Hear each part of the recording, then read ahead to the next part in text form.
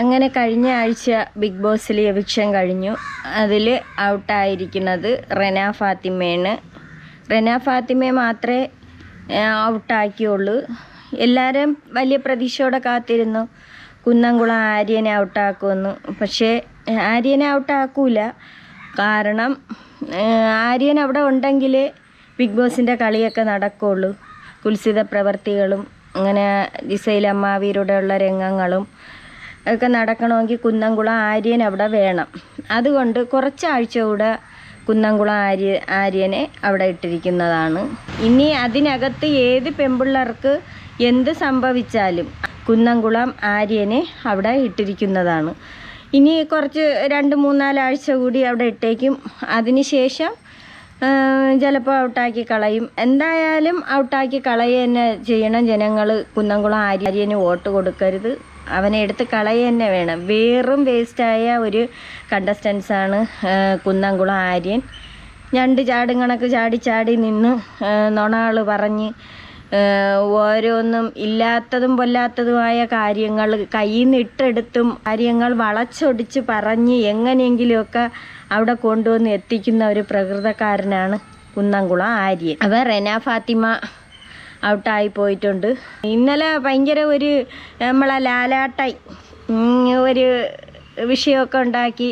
എന്തിനാണ് അനുമോളെ വെറുതെ ഓരോന്ന് പറഞ്ഞ് ആദ്യത്തെ ദിവസം തന്നെ അനുമോള എന്തെങ്കിലും പറഞ്ഞങ്ങ് വിഷമിപ്പിക്കുന്ന ഒരു സ്വഭാവം എല്ലാ പ്രാവശ്യവും ഉണ്ടായിരുന്നു. പക്ഷെ അനുമോൾ എന്ത് പറഞ്ഞാലും ബാക്കിയുള്ളവരെന്ത് പറഞ്ഞാലും അത് ലാലേട്ടൻ നിന്ന് കൈയടിച്ച് പ്രോത്സാഹിപ്പിക്കും.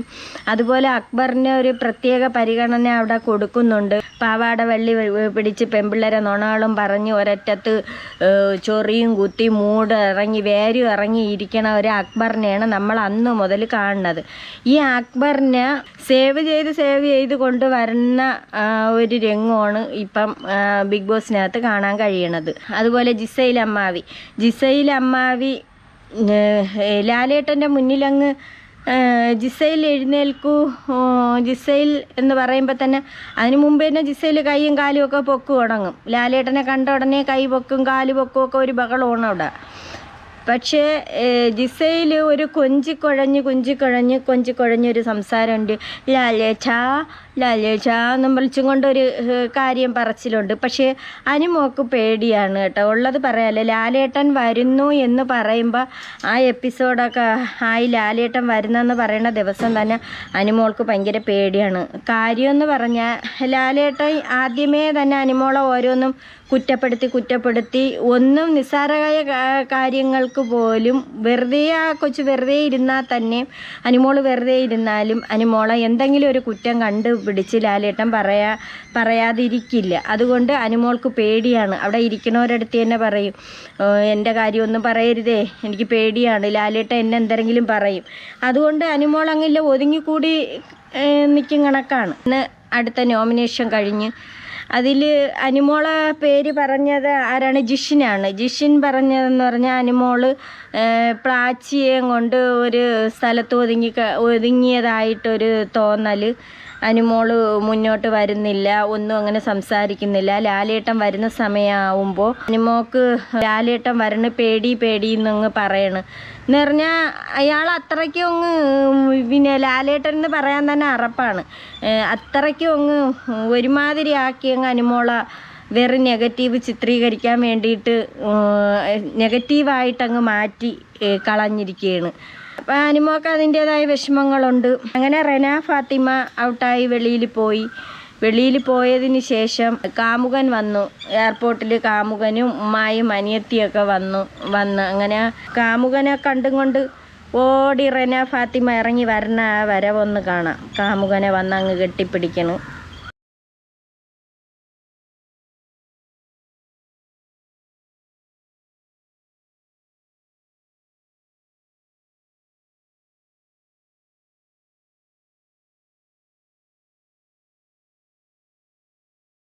ഈ സാധനം എത്ര ഉണ്ട്? അതിന് 19 വയസ്സ് ഇപ്പോഴായി. അപ്പോഴിത് എത്ര വർഷം കൊണ്ട് ഇത് പ്രേമിച്ച് നടക്കുകയാണ്. ഒരുപാട് സ്ഥലങ്ങളിൽ അവനുമായിട്ട് എന്തെന്ന പേര് എന്തേരാ ഒരു വല്ലാത്ത പേര് ഒരുപാട് സ്ഥലത്ത് ഈ പെങ്കൊച്ചുമായിട്ട് ഇങ്ങനെ ടൂറുകൾ പോവുകയും അപ്പോൾ പറയണ അവൻ്റെ വീട്ടിലും ഒക്കെ സമ്മതമാണ്.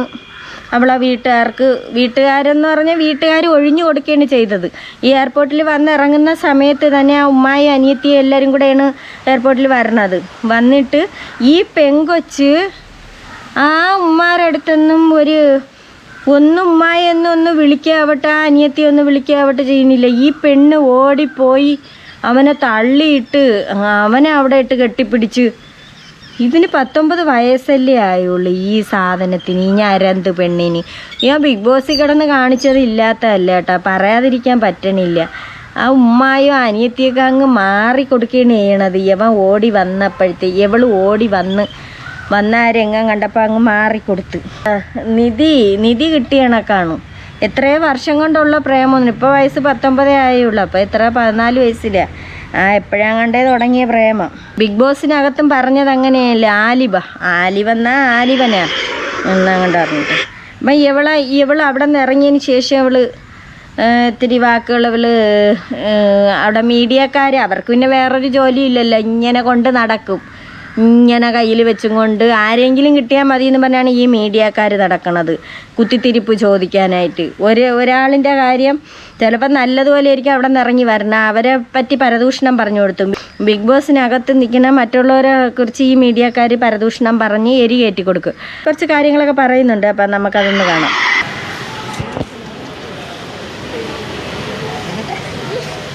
ഹാപ്പിയായോ?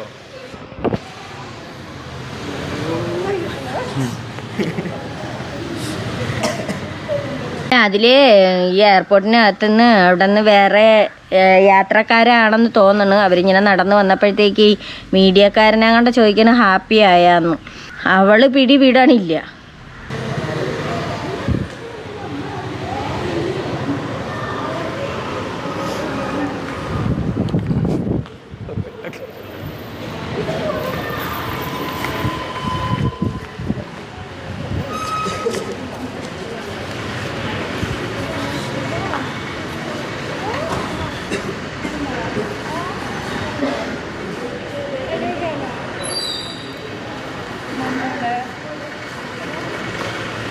Hi, hello, വളർന്നോ? ആലിമോടെ ഈ ഒട്ടും പ്രതീക്ഷിക്കാത്ത രീതിയിലല്ല നമ്മളുടെ യാത്ര മുമ്പോട്ട് പോയി ജീവിതത്തിന്റെ ഒക്കെ. ലാലേട്ടനെ കാണുന്നു, ഇത്രയും വലിയൊരു റിയാലിറ്റി ഷോയിൽ പങ്കെടുക്കാൻ സാധിക്കുന്നു. അതും കോഴിക്കോടിന്റെ മണ്ണിൽ നിന്ന് ഏറ്റവും പ്രായം കുറഞ്ഞ ഒരാള് തന്നെ ബിഗ് ബോസിൽ ആദ്യമായിട്ട് പോകുന്നു എന്നുള്ളൊരു ഇതിൽ അത് നമ്മൾക്കാണെങ്കിലും മലയാളികൾക്ക് മൊത്തത്തിൽ കണ്ടിരുന്നപ്പോൾ ഒരു സന്തോഷമായിരുന്നു. പ്രണയ്ക്ക് എങ്ങനെയായിരുന്നു ആ ഒരു ഹാപ്പിനെസ് എങ്ങനെയായിരുന്നു? ബിഗ് ബോസിനകത്ത് പോയ കാര്യങ്ങളൊക്കെയാണ് മീഡിയക്കാർ അവരിലെ മൊബൈലും പൊക്കി പിടിച്ചുകൊണ്ട് ഇങ്ങനെ നടന്നും കൊണ്ട് ഓരോന്ന് ചോദിക്കുന്നുണ്ട്. അവൾ അതിനകത്ത് കാണിച്ചു കൂട്ടിയ അഹങ്കാരങ്ങൾ, ആ അനിമോളെ പറയാൻ പാടില്ലാത്തത് അത്രയും വാക്കുകൾ അവൾ പറഞ്ഞ് എന്തൊക്കെ വൃത്തികേടാണ് അവൾ കാണിച്ചത്. എന്നിട്ട് അവൾ പറയുന്നുണ്ട് ഞാൻ അനിമോളെ ചപ്പാത്തി കള്ളിന്ന് വിളിച്ച വെറും മോശമായിപ്പോയി. അതൊക്കെ ഇപ്പോൾ വിഷമം വരുന്നുണ്ട്. അത് അപ്പാനി ശരത്തും അക്ബറും എല്ലാവരും കൂടെയാണ് ഈ റെനയെ കൊണ്ട് ചെയ്യിച്ചത്. ചപ്പാത്തി എത്ര പ്രാവശ്യം ചെന്ന് കിടന്നും കൊണ്ട് ആ അനിമോളെ ഒരുപാട് ഉപദ്രവിച്ച്. അതുപോലെ അനിമോൾ ജയിലിൽ കിടന്ന സമയത്ത് സെയിൽ അമ്മൂമ്മയും കൂടെ ചേർന്ന് അവിടെ നടന്നും കൊണ്ട് എന്തെല്ലാം ഇവളുമാർ രണ്ടുപേരും കൂടെ പറഞ്ഞത്. പക്ഷേ അതൊന്നും ഇങ്ങനെയുള്ള കാര്യങ്ങളൊന്നും നമ്മളെ ലാലേട്ടൻ വന്നു കഴിഞ്ഞാൽ ചോദിക്കുകയില്ല. കുറച്ച് ദിവസം മുമ്പേ ആഗ്രഹിച്ചതാണ് ഈ റെന ഫാത്തിമ പെട്ടെന്ന് ഔട്ടായി പോണ അനിമോളെ ഓരോന്ന് ഇവള് ഓരോ വാക്കുകളൊക്കെ പറഞ്ഞ സമയത്ത് ഞാൻ അങ്ങനെയൊക്കെ അങ്ങ് ആഗ്രഹിച്ചു പോയായിരുന്നു. അനിമോളായിട്ട് അത്രയ്ക്കാണ് ഇവൾ ഉപദ്രവിച്ചത്.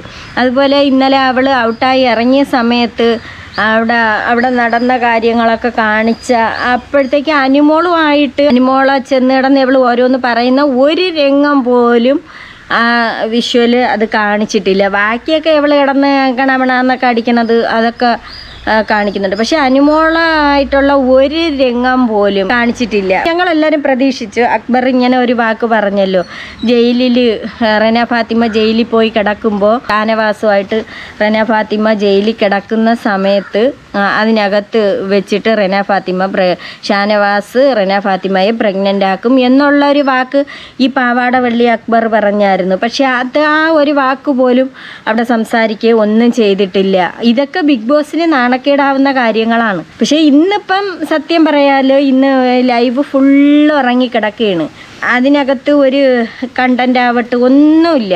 അനുമോളും അങ്ങനെ എങ്ങനെയൊന്നും ഒന്നിനും പോകുന്നില്ല. കിച്ചണിനകത്ത് തന്നെ ഒതുങ്ങിക്കൂടി കഴിയുന്നുണ്ട്. അനുമോൾക്ക് സത്യം പറഞ്ഞാൽ പേടിയാണ്, എന്തെങ്കിലും ഇനി വായിന്ന് വല്ല വാക്കുകളാ വീണ് ഇനി അത് ഒന്നും വീണില്ലെങ്കിൽ തന്നെ ലാലാട്ടായി. നമ്മളെ ലാലാട്ടം വരുമ്പോഴത്തേക്ക് പിന്നെ മുമ്പേ ചോദിക്കുന്ന അനുമോളടുത്തായിരിക്കും. അതൊക്കെ കൊണ്ടായിരിക്കും ആ കുട്ടിക്ക് പേടി. പിന്നെ പാവാട വള്ളി പിടിച്ച് അവിടെ ഇരിക്കുന്നുണ്ട്. അതുപോലെ ഇനിയിപ്പോൾ വീണ്ടും കിച്ചൺ ടീമിൽ അനുമോളെയും ബിന്നിയൊക്കെ തന്നെ എടുത്തിട്ടെങ്കിൽ അനുമോളെയാണ് വീണ്ടും എടുത്തിട്ടത്. അങ്ങനെ എന്തായാലും റെന ഫാത്തിമ പോയി. നമ്മളെല്ലാവരും വലിയ പ്രതീക്ഷയോടുകൂടി കാത്തിരുന്നു കുന്നംകുളം ആര്യൻ എന്തായാലും ആര്യനെ കൂടെ ഔട്ടാക്കി കളയുമെന്നു. ഇന്നിപ്പം ബിന്നി നോമിനേറ്റ് ചെയ്തതിൽ കുന്നംകുളം ആര്യൻ്റെ പേര് പറഞ്ഞ് ആര്യനും ജിസൈലിനെ അവർ രണ്ടുപേരെയാണ്. ജിസൈൽ ആര്യനെ പിന്താങ്ങി നിൽക്കുന്ന ഒരിതായിട്ടും ജിസൈലിൻ്റെ ഓരോ കാര്യങ്ങൾ ആര്യൻ ചെയ്തു കൊടുക്കുന്നത്, അവളെ തുണി കഴുകി കൊടുക്കണത്, അവൾ കഴിക്കുന്ന പാത്രം ഇവൻ കഴുകി കൊടുക്കും. പിന്നെ അവന് പ്രത്യേക ഫുഡൊക്കെ ഇവൾ കൊണ്ടുവന്ന് പ്ലേറ്റിനകത്ത് കറികളായിരുന്നാലും പ്രത്യേകിച്ച് ആണ് ഭർത്താക്കന്മാർക്ക് കൊടുക്കും കണക്ക് കൊണ്ടുവന്ന് സ്പൂണൊക്കെ ഇട്ടാണ് ഇവൾ വെച്ച് കൊടുക്കണത്. അങ്ങനെ എവളെ തുണികളായിരുന്നാലും പ്രത്യേകമായിട്ട് എടുത്ത് കഴുകി കൊടുക്കുമായിരുന്നു. ഇവള് കുളിച്ചിട്ട് കൊണ്ടുവന്ന് ഇവന് കൊടുക്കും ഡ്രസ്സുകൾ കഴുകാനായിട്ട്. സത്യം പറയാലോ, അടിവസ്ത്രം പോലും ഇവനാണ് കഴുകി കൊടുക്കുന്നത് എന്ന് ബിന്നി നോമിനേറ്റ് ചെയ്തതിൽ ഇന്ന് ബിന്നി പറഞ്ഞായിരുന്നു. എനിക്ക് തന്നെ ഒരുപാട് കമൻറ്റുകൾ വരും, ഇവൻ എന്തിനാണ് ഈ വൃത്തികെട്ടവനെ എടുത്ത് കളഞ്ഞൂടെ എന്ന് ചോദിച്ചുകൊണ്ട്. ഫസ്റ്റ് യങ്ങസ്റ്റ് കണ്ടസ്റ്റൻ്റ് എന്നുള്ള രീതിയിൽ പോയതിൽ തന്നെ എനിക്ക് ഭയങ്കര ഹാപ്പിയാണ്. പിന്നെ 50 days നിന്നില്ലേ, അപ്പോൾ അതുകൊണ്ട് അതിനെക്കാട്ടി ഭയങ്കര ഹാപ്പിയാണ്. ബിഗ് ബോസിൽ പോകുന്നതിന് മുന്നേ എന്തെങ്കിലും പ്രിപ്പറേഷൻസ് റെനയുടെ ഭാഗത്തു നിന്ന് ഉണ്ടായിരുന്നു? ഞാൻ ഇതിൻ്റെ മുന്നത്തെ സീസൺസ് ഒക്കെ കണ്ടിട്ടുണ്ടല്ലോ, പ്രിപ്പറേഷനായിട്ട് അങ്ങനെയൊന്നും ചെയ്തിട്ടില്ലായിരുന്നു. പ്രിപ്പറേഷനൊന്നും ചെയ്തിട്ടില്ലെന്ന് പറഞ്ഞാൽ വായിക്കുന്ന ആക്കിനൊന്നും ഒരു കുറവുമില്ലല്ലോ. അത്രയ്ക്കല്ലേ അനുമോളെ കിടന്ന് അതിനകത്ത് വിളിച്ചത്. ചപ്പാത്തി കള്ളി, ക്യാരറ്റ് കള്ളി, എന്തെല്ലാം ഈ പെണ്ണ് കീ എന്നും പറഞ്ഞുകൊണ്ട് കാമുകൻ്റെ കൂടെ കറങ്ങി നടക്കണം. അവിടെ നടക്കട്ടെ. സന്തോഷം തോന്നുന്നു. ഈ റെനയ്ക്ക് ബിഗ് ബോസിൽ പോയി കഴിഞ്ഞപ്പോൾ ഉണ്ടാവുന്ന മാറ്റവും മുന്നേ ഉണ്ടായ റെനെ ചോദിച്ചാൽ എന്തായിരിക്കും ഉണ്ടാവുക? മുന്നത്തെ റെനന്റെ മുന്നിൽ ഇത്ര ഫോണൊന്നും ഇല്ലേനു, ഇപ്പോഴത്തെ റെനന്റെ മുന്നിൽ ഇത്രയൊക്കെ ഫോൺ. പക്ഷെ നമ്മളുടെ മൈൻഡ് ഗെയിമാണ്, ഒരാളുടെ പേഴ്സണൽ കാര്യങ്ങളെല്ലാം സംസാരിക്കുന്ന ഒരു സ്ഥലമാണ്, അത് ആളുകൾ കാണുന്ന ഒരു സ്ഥലമാണ്. എനിക്ക് അറിയാമായിരുന്നു എൻ്റെ സ്വഭാവം എങ്ങനെയായിരിക്കും ഇനി ആളുകൾ കാണുക അല്ലെങ്കിൽ ജനങ്ങൾ കാണുക എന്നുള്ളൊരു രീതിയിലൊക്കെ വെച്ച് നോക്കുമ്പോൾ അതൊക്കെ അവൻ ഇങ്ങനെ അവളെ വായിലേ ഇങ്ങനെ നോക്കിക്കൊണ്ടിരിക്കണു. അവൻ്റെ അടുത്ത് ആരും ഒന്നും ചോദിക്കല്ല. അവൾ വന്ന് അവനെ ഇങ്ങോട്ട് കെട്ടിപ്പിടിച്ചിട്ടൊക്കെ വന്ന് നിന്നിട്ട് അവൻ ഇങ്ങനെ ഇല്ല മന്ദബുദ്ധികൾ ഇങ്ങനെ നോക്കിക്കൊണ്ട് നിൽക്കും കണക്ക് നിൽക്കണു. എന്തായാലും കൊള്ളാം പൊന്നപ്പി. ആ തള്ള അവിടെ നിന്നിട്ട് തള്ളേരുടെ അടുത്ത് ഒരു മൈൻഡും ഇല്ല. ഇവള് മിണ്ടണത് പോലും ഇല്ല. 50 ദിവസമെങ്കിൽ 50 ദിവസം പോയിട്ട് വന്നതല്ലേ, അറിയാമായിരുന്നല്ലോ അവൾക്ക് കാമുകനെ കെട്ടിപ്പിടിക്കാനും. ആ തള്ളേരുടെ അടുത്ത് ഒരു മൈൻഡും ഇല്ല. ഒരു അനിയത്തി അവിടെ നിന്നിട്ട് അതിനെ മൈൻഡ് ഇല്ല. കുറേ മീഡിയക്കാരാണെങ്കിൽ തമ്നയിലും കൊടുത്തിട്ട് ഇട്ടേക്കണ് ഉമ്മായ വേണ്ട കാമുകനെ മതി എന്നും പറഞ്ഞും കൊണ്ട് ഓരോരുത്തരും തമ്നയിലുകൾ കൊടുക്കണു. മീഡിയക്കാരിങ്ങനെ പിന്നെ ഒരു ഫോണും കൊണ്ട് ഇങ്ങനെ പിറക്കേ നടക്കും. ഫോണും കൊണ്ട് ഇങ്ങനെ കുറേ പേര് അങ്ങനെ നടക്കും. എന്തായാലും അവൾ പോയത് നല്ല കാര്യം. എന്തായാലും ബിഗ് ബോസ് ഉറങ്ങിപ്പോയി കേട്ടോ. ഇവളുള്ളത് കൊണ്ട് കീ എന്നുള്ള ഒരു സൗണ്ട് എടുപ്പിച്ച് ഇല്ലാത്തതും കൊല്ലാത്തതും പറഞ്ഞ് ഇപ്പം ഇടയ്ക്ക് വെച്ച് ഇവളങ്ങ് കുറച്ചങ്ങ് താന്നു പോയാൽ നൂറയാണ് ഇവളെ ഒതുക്കിയത്. നൂറ ഇവളെ കാമുകനെ കുറിച്ച് പറഞ്ഞപ്പോഴേ ഇവളെ അങ്ങ് ഇതായിപ്പോയി, താന്ന് ഇവള് പോയി. അങ്ങനെ എല്ലാവരും കൂടി ചേർന്ന് അടുത്ത പ്രാവശ്യമെങ്കിലും കുന്നംകുളം ആര്യനെ എടുത്ത് കളയുക. ജിസൈൽ അമ്മ വീര നിക്കറ് കഴുകാനായിട്ട് ദയവ് ചെയ്ത് അതിനകത്ത് ഇട്ടേക്കരുത്. ഇവൻ വേറും വേസ്റ്റ് കണ്ടസ്റ്റൻസാണ്, ഇവനെ എടുത്ത് കളയണം. ഇന്നലെ പോകാനുള്ളതാണ്. ലാലേട്ടൻ കുറച്ചുകൂടെ മുന്നോട്ട് പോട്ടെ എന്ന് വിചാരിച്ചു കൊണ്ട് അവിടെ ഇട്ടിരിക്കണതാണ് യവൻ ഇനി അതിനകത്ത് നിന്നാൽ പലതും നടക്കും. ഇനി പെൺപിള്ളേരെ മണ്ടയിൽ റെന ഫാത്തിമ പോയതല്ലേ, അപ്പം പിന്നെ ഇനി ബാക്കിയുള്ള പെൺപിള്ളേരെ നോക്കും.